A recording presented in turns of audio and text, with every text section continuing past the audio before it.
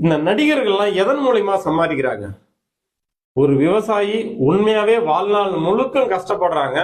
ஆனா இவங்க ஒரு 6 மாசமா 1 வருஷமா விவசாயி போல எல்லா ஏகபோக செட்டப்புகளோட இருந்துட்டு விவசாயம் மாதிரி நடிச்சுட்டு 200 கோடி வாங்கிட்டு செட்டில் ஆயிடுறாங்க.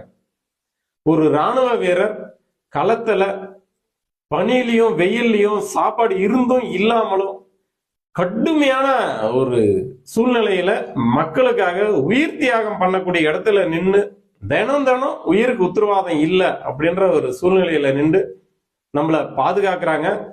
அந்த மாதிரியான ராணுவ வீரர்களை பத்தி ஒரு போலியா இவங்க ஒரு படத்தை எடுத்துட்டு மிகப்பெரிய நடிகரா மாறிடுறாங்க. நம்மளும் அந்த ராணுவ வீரர்களை பத்தி சொல்றாங்க, விவசாயிகளை பத்தி படத்துல சொல்றாங்கன்னா அந்த விவசாயிகளுக்கு ஆதரவு தெரிவிக்கிறது இல்லை, அந்த ராணுவ வீரருக்கு ஆதரவு தெரிவிக்கிறது இல்லை.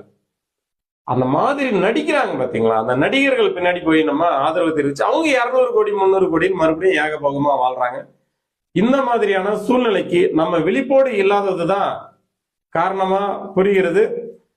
இதை நம்ம புரிஞ்சுக்கிட்டோம்னா ஒரு சினிமாவை பார்த்துட்டு அந்த சினிமா என்ன சொல்ல வருது, ஒரு விவசாயத்தை பெருமையா சொல்லுதா, அப்ப விவசாயத்தை நம்ம ஆதரவு தெரிவிக்கணும், விவசாயிகளை போற்றணும், உண்மையான விவசாயிகளை தேடி போய் நம்ம நிக்கணும்.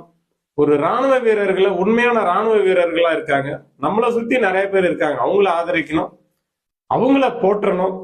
இதை நம்ம என்னைக்கு செய்யறோமோ அன்னைக்கு நம்ம விழிப்படைகிறோன்றது புரியுது. அன்னைக்கு இந்த நாடும் விழிப்போடு மாறும், நாட்டு மக்களுக்கான விழிப்புள்ள செயல்கள் நடைபெறும். நன்றி நண்பர்களே.